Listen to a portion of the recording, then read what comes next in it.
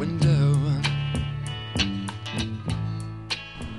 Hello traders, Gary Wagner with the Gold Forecast here. It is Thursday, approximately 10:30 a.m. in Honolulu, Hawaii on June the 2nd. And this is the daily report for gold, and what a day we have seen in the market. Now, gold is currently trading off about $4 to $5, $4.80 lower. You see the current print, 1533.62, 1534.62, bid-ask spread somewhere in there. We are looking at a 60-minute chart. Reason for starting with this chart this morning is to just show you the kind of activity that we saw in the market. Of course, it was trading in a very, very tight band throughout most of the session. In the evening session, we got this real nice pop in which you saw it trading, I believe it was roughly $4 higher, and it did try to take and close right around the 1548 area. You can see that band right in here. Market could not sustain it, of course, came down, traded back up, and this time it made a much lower high right around 1544, as you can see here.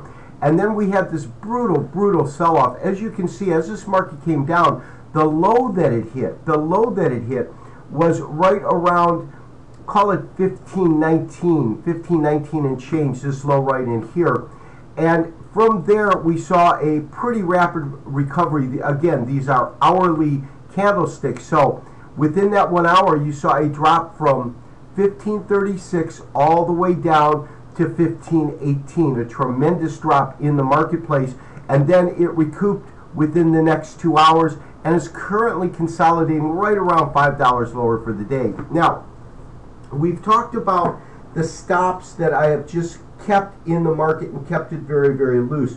The reason for that is on occasions like this, where you get these wild gyrations in the market, what I call a knee-jerk reaction to the marketplace itself, a piece of fundamental news coming out, and as that's the knee-jerk reaction down here, as that news is kind of analyzed and filtered into the marketplace itself, what you will find is in many times that's that knee-jerk reaction, so you get the push and then you get this opposite reaction right in here.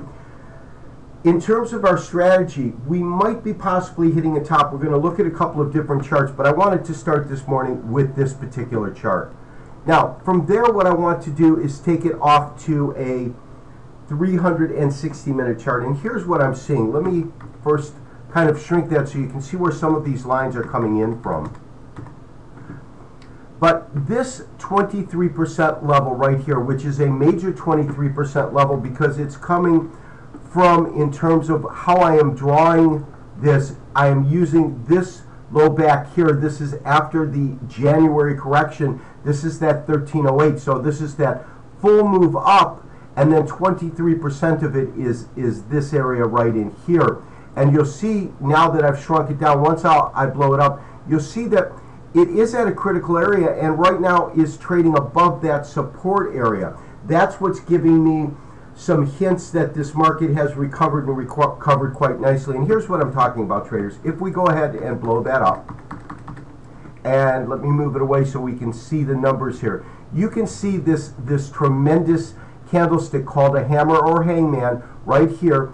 And what this is indicative of in terms of a marketplace itself, when you consider the psychology behind it, it's a red candle. Red candle means that the current print here, this is what we call our close since market's trading, and this is what we call, of course, our open right in here. This is Forex or cash, so you're going to have a close right to the open. In other words, you're not going to get a gap. But here's what's happening. The market opens and news comes in the market that just pushes this market lower, pushes the market lower, and it gets to a point, and this being the point of around 1520, 1518, when you get liquidity or buyers entering the market.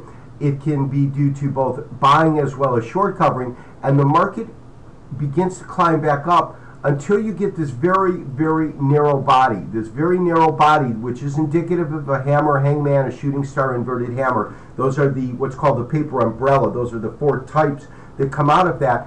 What that tells you is that you had tremendous support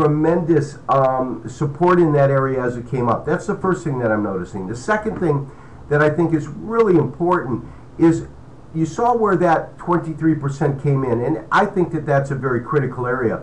You can see that at least on a couple of occasions right in here, and again, this is a 360, so it's fairly long term. You see the support there. You see it trades above this band right in here. It goes to make a new high, cannot sustain it, comes back down, it makes this low right in here, but lo and behold, it actually is trading above that. As long as the market trades above 1530 being critical, my sense is that we're headed higher. If the market does begin to break below that, my sense is that in terms of our minor count, we're probably going into our number 2 wave. I still think that we're probably in one. Irregardless, we want to be able to, take the profits that we have and hold them, but at the same time, I'm not looking to get stopped out on a market that's running a tremendous range only to get knocked out on the lows of the day. One of the strategies we might want to impart and will consider over the next couple of days is the fact that when we consider how this market has been trading above here but unable to break these 50s, if we see it make another play and we see some sort of resistance, we might want to take ourselves out in this area. In terms of a stop, I am going to be looking to move that up, and we're going to have to keep it below this area, and that's the trick of it. The trick of it right now is with these tremendous ranges, I don't want to get ourselves knocked out and then have the market recoup, but I also don't want a hard sell-off, a parabolic meltdown, so to speak, and eroding all of the profits, and that's our catch-22, but that's the excitement of the gold market itself. This has been Gary Wagner wishing you, as always, good trading. We'll talk to you tomorrow for another daily update and review. Bye. Many sights to see, and when I look in my window, so many different people to be, that it's strange